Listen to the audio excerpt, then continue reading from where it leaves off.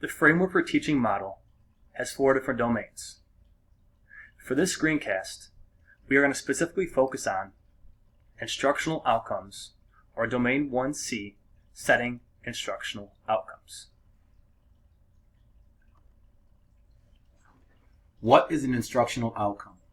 Learning outcomes are statements that describe expected and essential learning that will occur and can readily demonstrate at the end of a course or program.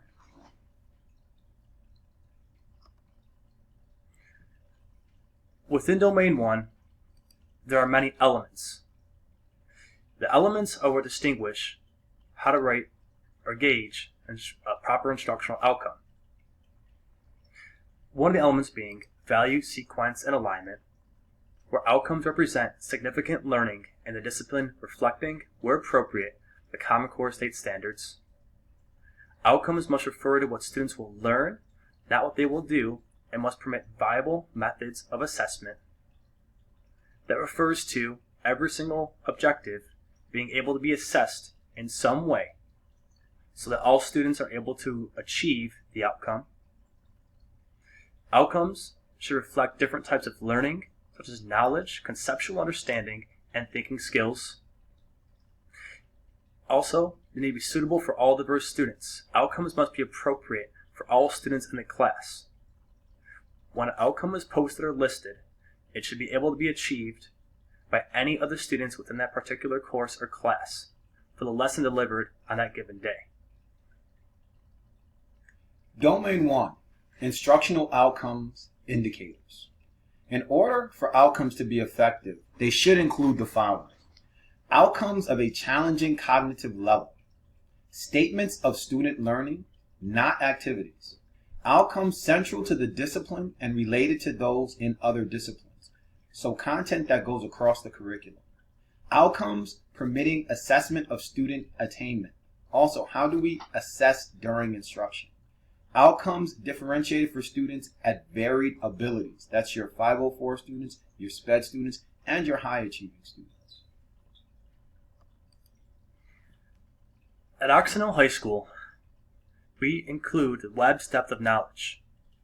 There are 4 different levels to include via verbs that help to make your outcomes differentiated, achievable, and of high rigor. The 4 levels are recall for level 1, skill and concept for level 2, strategic thinking for level 3, and extended thinking for level 4. Standards and outcomes. Your objectives and outcomes are driven directly from your standards. For example, standard RL 9-10.1 is to cite strong and thorough textual evidence to support analysis of what the text says explicitly, as well as inferences drawn from the text. Let's look at this objective. Students will analyze explicit textual evidence.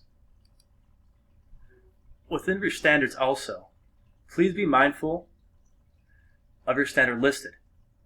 You should be able to take your verb and your noun directly from your standard to create your objective or outcome for the day. Objectives are solely driven from your standards.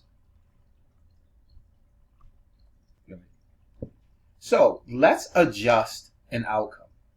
The original outcome is written as follows. Students will complete calendar and morning work activities. Students will participate in vocational training in the community. Students will read and discuss various holiday traditions. Students will complete various work functional skill tasks using the life skill room/model.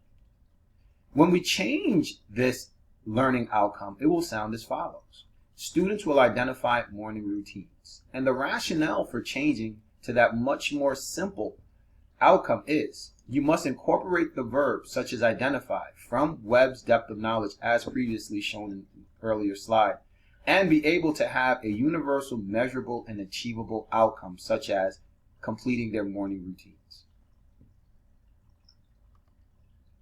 Here's another example of a learning outcome examples 2. During a learning walk, we gathered a variety of outcomes and then pasted them into a particular area.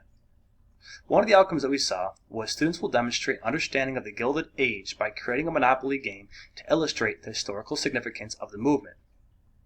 Know that every single outcome needs to be able to be achieved and measured for all students. There could be a variety or wide array of assessing the students, but it has to be measured in a way that any student can possibly reach that outcome. This has changed to analyze and describe the significance behind the Gilded Age movement. Let's continue with that practice of working on learning outcomes with our third example. We have two sample learning outcomes. Let's start with the first one. Students will draw electrons in order to understand principal energy in sublevels and draw electron configurations. Let's look at how that first learning outcome has been adjusted. Identify and describe the principal energy levels in sublevels. Apply rules for writing the electron configuration. We have now taken a verb off of the DOK and have now put it into a measurable learning outcome. Let's look at the second one as well. Students will demonstrate knowledge of Chapter 8 theater terms through 2 to 4 minute performances. Simply, when we change it, it is written as students will connect Chapter 8 terms. Thank you for tuning in to our instructional deliverance for our screencast as it relates to framework for teaching. Please stay tuned for future episodes.